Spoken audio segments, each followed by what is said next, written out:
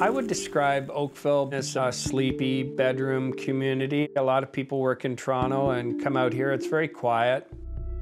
Scott McKinnon and his daughter Lola have a routine during the school year. Every morning, they wake up, get dressed, and head outside to their car. I take Lola to school around 8 o'clock in the morning every day. A lot of times we talk about music and bands. Lola's a big fan. I remember that morning, I took a picture of the sky because there's this rhyme that goes, red sky in the morning, sailors take warning, red sky at night, sailors delight. Should have taken warning. As they approach a busy intersection just 2 blocks from Lola's school, they hear sirens. Instinctively, Lola pulls out her phone and starts filming. Lola was like Wyatt Earp. She, in one move, just pulled it out and was filming. I saw this guy and I was like, oh my God, there's a naked man running down the street. Holy. It's weird, it's freaky. Like, you just can't process why that guy's there at 8 o'clock in the morning. Oh my God. What is that guy's problem? Hope the cops get him. The McKinnons' initial shock quickly turns to concern. If he's willing to run fully naked down a main street that's got to be full of rocks and broken glass, you wonder what's he going to do? And he was running right by our car. I did check to see if the doors were locked. There started off 1 or 2 cop cars at the scene. There was 8 or 10 police cars by the end of it. That's one of the most exciting things I've ever seen. These officers eventually catch up with this individual who's been running and are able to gain control and get this individual into handcuffs. And so, thankfully, the officers didn't cause any great injury to the individual. The individual didn't run out into traffic and get hurt by oncoming traffic. I suggested maybe a husband came home and this guy was with his wife or his girlfriend or something. We didn't know. The situation is even more dangerous than the McKinnons realize. Just blocks away from where this occurred, the suspect assaulted a homeowner, stabbed him, then took off all their clothes, jumped out of the window of the house, and then took off running. Once Lola and I found out that this guy actually had assaulted someone, it did put a little different spin on our incident. It was just kind of like shocking. I hope he gets sent to jail and can get the help that he needs. I just hope that he has access to the resources he needs to get back into society. With clothes on. With many clothes on. Lola posts her footage online and the response is massive. Oh my God. It happened quite quickly. Like the next day or 2 days later, it had like 10,000 views and then 100,000 views, and I was just so excited because I'd never gotten that much attention online before. I usually get like an average of 0 likes, which is fun because he follows me and doesn't like my art account. I never thought that my 15 minutes of fame would come from a naked guy running, but here we are. Thankfully, the officers were able to apprehend this guy because he could have hurt and assaulted someone else, he could have carjacked someone, he could have done a multitude of things.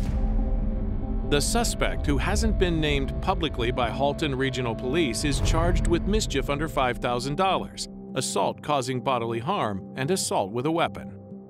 Never even seen anyone get arrested before, so that was definitely like, oh, that's an extreme. You got a naked guy. I got a naked guy. The guy's running naked. Holy. Me and my dad, I feel like after this experience, we're definitely trauma bonded in a way I couldn't imagine. Yeah, I agree. That's one of the most exciting things I've ever seen. Wow, that's a story to tell. Slice Pizza in Towson is going to give you a free pizza pie for the rest of your life if you can identify a naked burglar. It's 8 a.m. at family-owned Slice Pizza, and Yanni Rizas arrives to open up for business as usual. They get to their pizzeria, and they can see that their door has been broken into, and that inside the establishment, it's been ransacked. Thankfully, the perpetrator is not there. Wanting to understand what happened, the business owner decides to sit down and take a look at their security footage.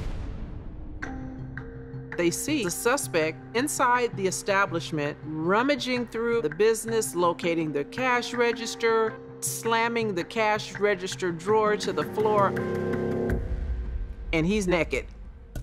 While putting the ransacked restaurant back together, the owner realizes how the burglar ended up in the buff.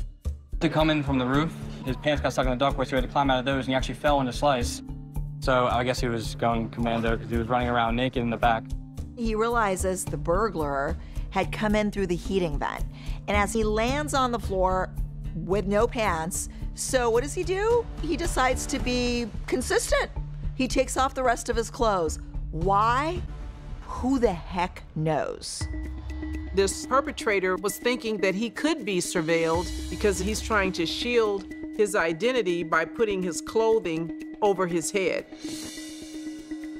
The suspect takes a little bit of cash and some checks, and then he leaves.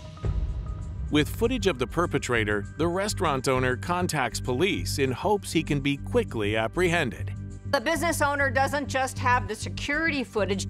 He tells them about a suspicious car that was lurking in the alleyway. The business owners offer a reward. Anyone who can provide information that will lead to the identity of the suspect is promised pizza for the rest of their life.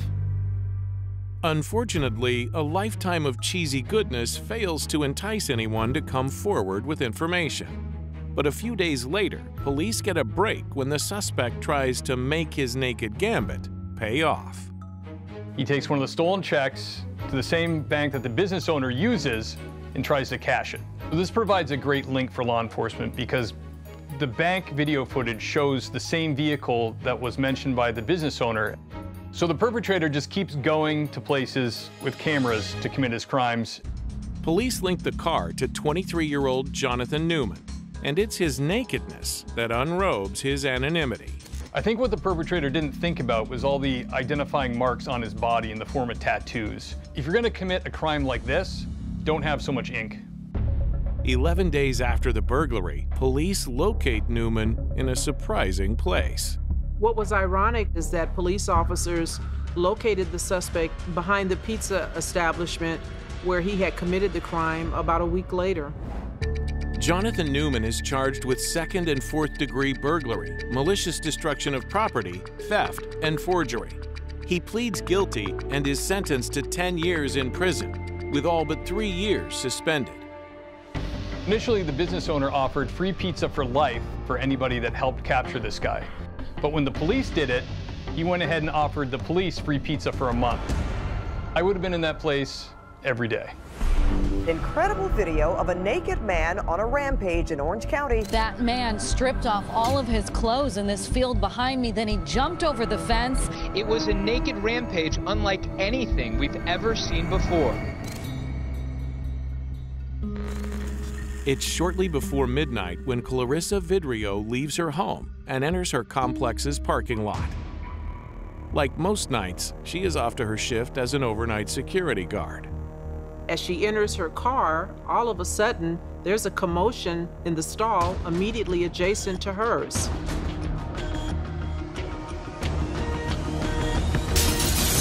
Here comes a completely nude man, full sprint, who launches himself into the rear window of a minivan.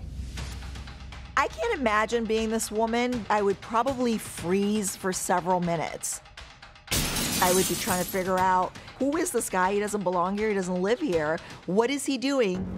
He did it with sufficient enough force to break the glass, knock himself down, but then he gets right up.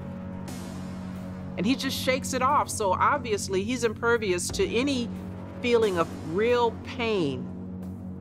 And so at this point, he's a very, very dangerous individual. She's trying to make her escape. She's in her car. She's thinking, hopefully this is coming to an end. But really, it's not. Because he then jumps right on the top of her car. The fact that the suspect could even get up after this incident is incredible in and of itself. But then to pick a new target and jump onto her car, it's insane. He's holding on to the hood of the car. She starts turning to the left and turning to the right, and then she accidentally hits the very car that the guy had just gone headfirst into. And although he is finally dislodged from her car, she unfortunately then crashes her car again into another wall at the apartment complex. Going through that rearview window and then jumping on the car as the female resident is trying to flee and then being flung off of it, all the while he's naked. I'm sure there are injuries to his body that he probably is gonna regret he did any of that stuff. The other residents in this apartment complex hear this commotion and they come out just to see what the hell is going on in the garage. They see that he's nude and that he's injured. And obviously, your instinct is to want to help that person. But also, with the circumstances and the way this guy's looking, they need to be careful. They understand that he may have harmed someone, but I would imagine that they're thinking this guy is vulnerable in that he's naked and that if need be, they could hold on to him until police arrive. Obviously, he's not hiding any weapons anywhere. And the residents start calling 911. They're approaching him to render aid, and he suddenly just gets up like nothing happened and starts running. The suspect is apprehended a mile away. He is identified as 21-year-old Garrett Smith. He's charged with being under the influence, vandalism, and resisting arrest. What this female resident did is appropriate for the circumstances. I would tell my wife to do the same thing. Get out of there as quickly as possible, any way that you can. Honestly, thought I was dead. I was gonna die that night. You might laugh and think it's funny how the guy just gets up, falls down, gets up, fall down. But there's also someone else in this story, the woman who felt like she was held hostage in that car while this was happening. Clarissa attests to this on the local news. It's hard for me to come outside at night the way I used to. I need someone to come with me. This doesn't last for one night. This is something that lasts a lifetime.